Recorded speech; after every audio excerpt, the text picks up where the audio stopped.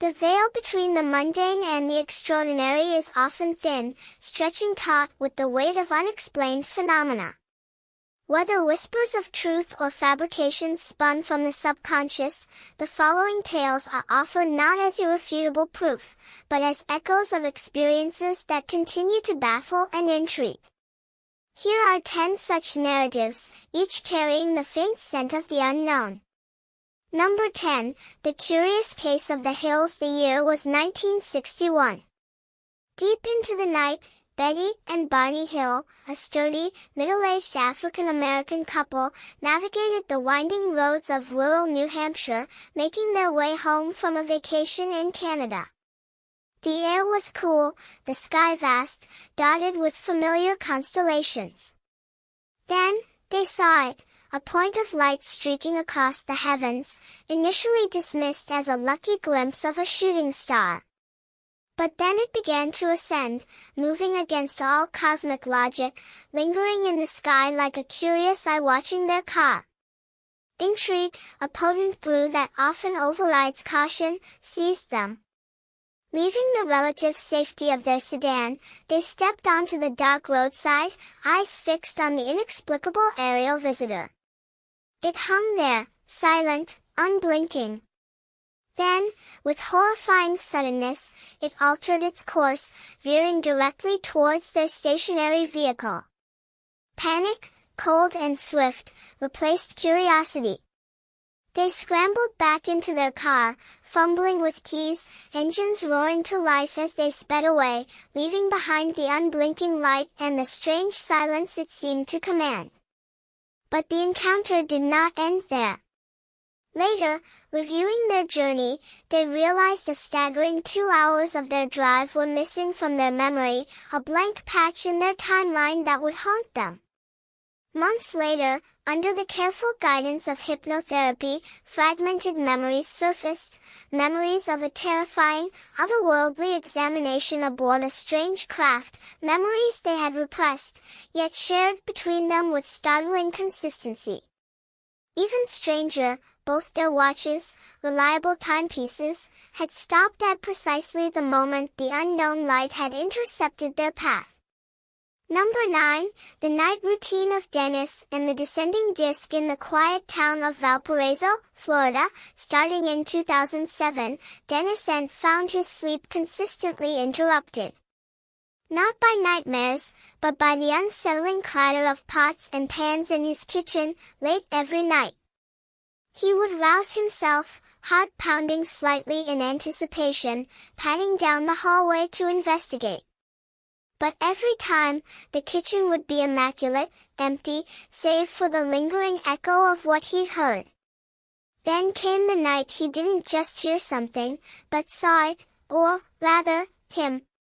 Waking from a deep slumber, Dennis found himself unable to move, pinned not by physical force, but by an overwhelming sensation of paralysis, as if sleep paralysis had a malevolent intent. And there, just beyond the doorway to his bedroom, stood a figure. Terrified, yet somehow compelled to observe, Dennis stared as the figure moved closer. The details sharpened against the oppressive stillness, an unnervingly tall, willowy silhouette, a head disproportionately large and elongated, eyes that held a faint, unsettling luminescence. Dennis was frozen, a silent scream trapped in his throat, watching this alien form slowly retreat back into the darkness from which it came. As suddenly as it had appeared, the figure vanished, and with it, the crushing paralysis.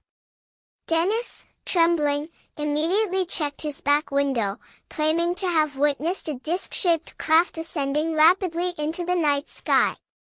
Later, he noticed his food supplies and bags of fertilizer had inexplicably dwindled.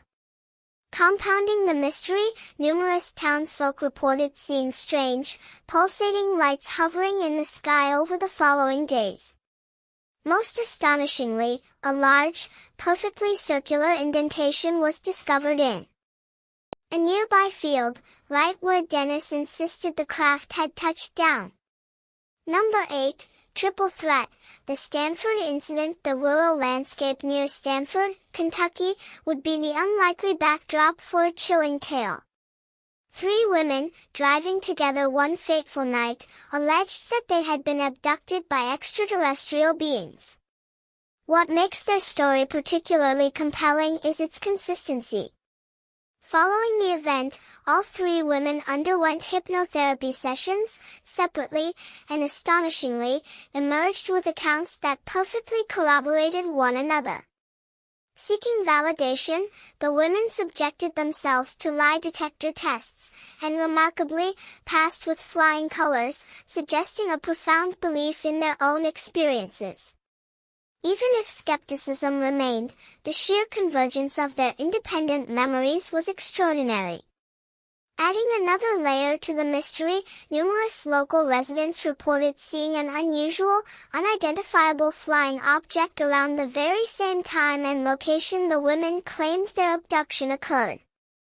Number 7, escape velocity in Texas. Deep in the heart of Texas, near the sprawling Joint Base San Antonio, Lackland, a man would claim an experience bordering on the miraculous, a narrow escape from alien abduction. To support his extraordinary claim, he presented photographs which he asserted were proof of the encounter. However, the images, though intriguing, failed to provide the undeniable visual evidence many demand before embracing the reality of UFOs. For some, they might be enough; for others, the quest for irrefutable proof remains unfulfilled.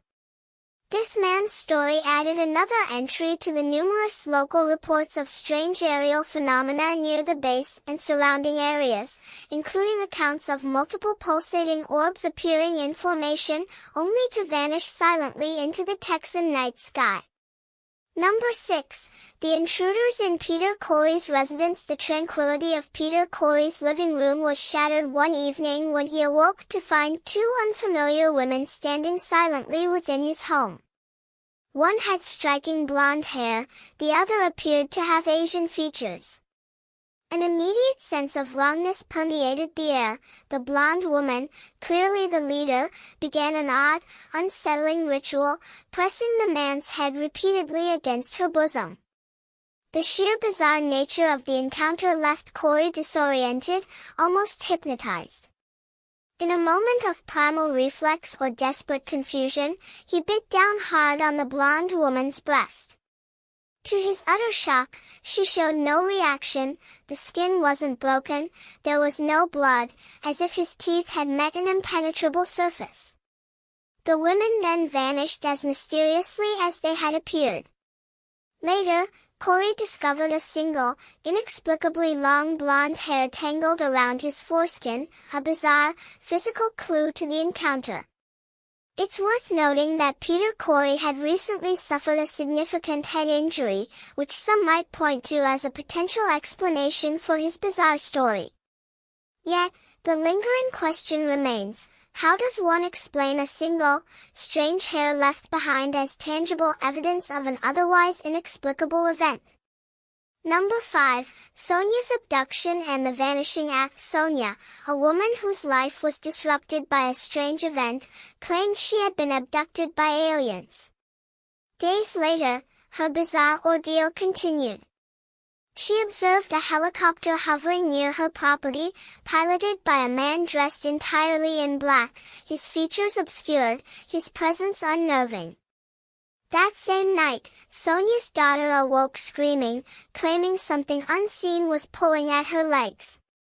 The family, now deeply disturbed, installed CCTV cameras throughout their home in the hopes of capturing any further unexplained happenings.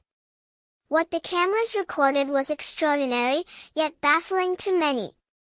The footage shows Sonia, walking down a hallway, suddenly and inexplicably vanishing from sight.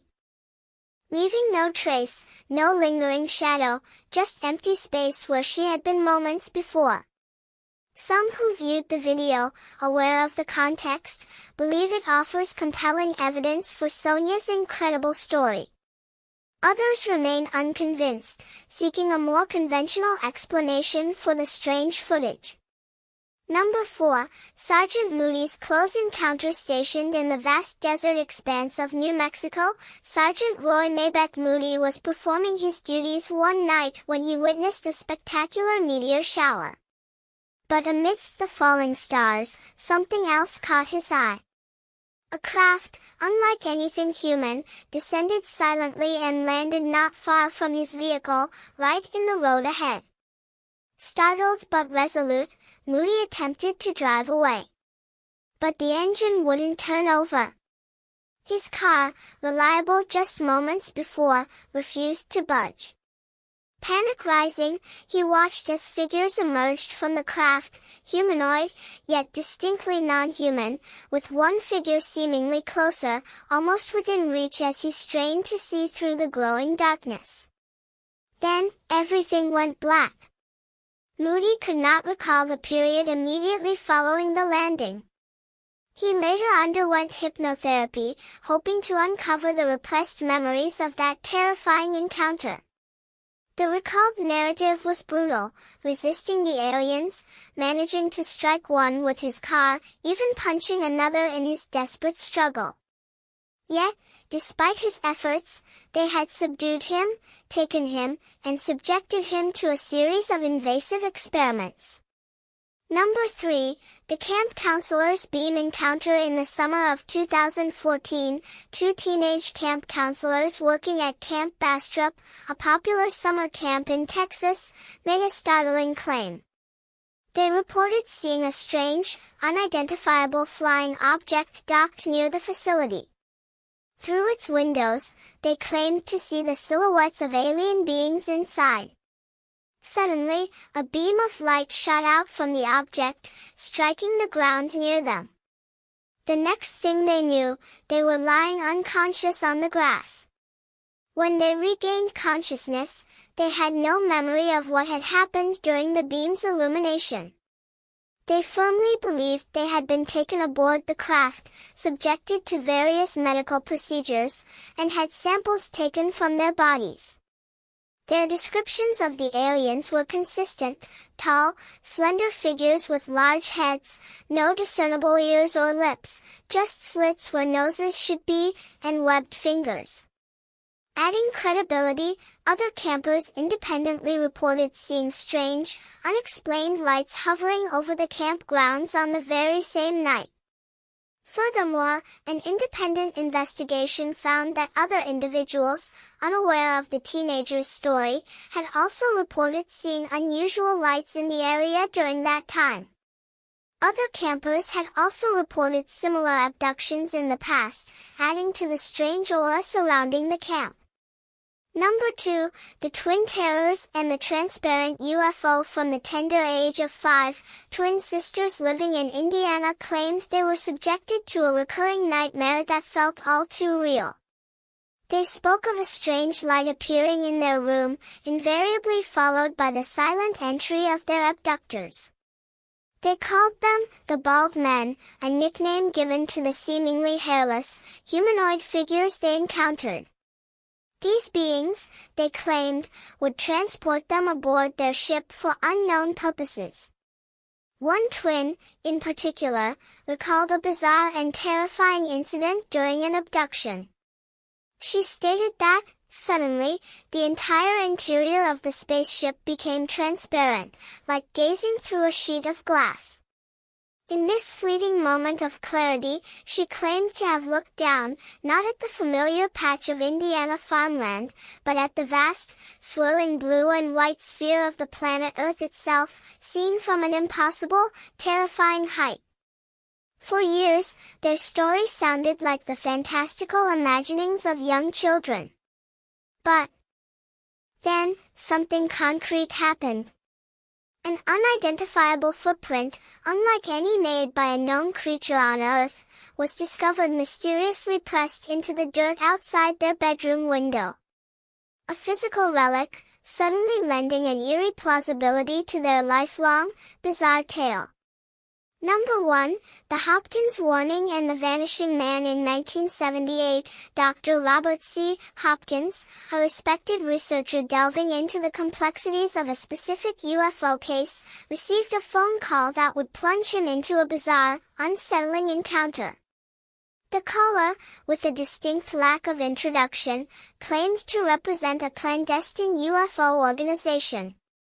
Hopkins, perhaps wary but compelled by his research, agreed to speak further.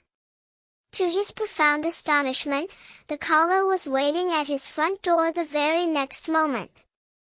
The man before him was extraordinary, a complete lack of hair, even his eyebrows were gone, leaving a smooth, unsettling baldness. His face was peculiar, he seemed to lack lips, a feature he tried, unsuccessfully, to mask by applying heavy red lipstick. He spoke in an unnervingly flat, monotone voice, devoid of inflection. Without preamble, the stranger demanded that Hopkins cease all research into UFOs and, furthermore, destroy all evidence and documentation he possessed. The encounter was fraught with an odd, almost supernatural tension. The stranger behaved as if operating under a strict, ticking clock, his manner becoming increasingly agitated towards the end. Then, with a suddenness that defied belief, the man vanished, merging into a strange, pulsating light that momentarily hovered outside Hopkins' window before dissipating entirely. This was not the end of Hopkins' strange interactions. He had a second encounter with the same man, this time accompanied by an equally odd woman. The man's behavior was even more disturbing this time, laced with sexually inappropriate comments, yet maintaining that same robotic, detached manner. He, too, vanished mysteriously into the night. Hopkins reported a third, final, and similarly bewildering encounter, after which the strange visitor never returned.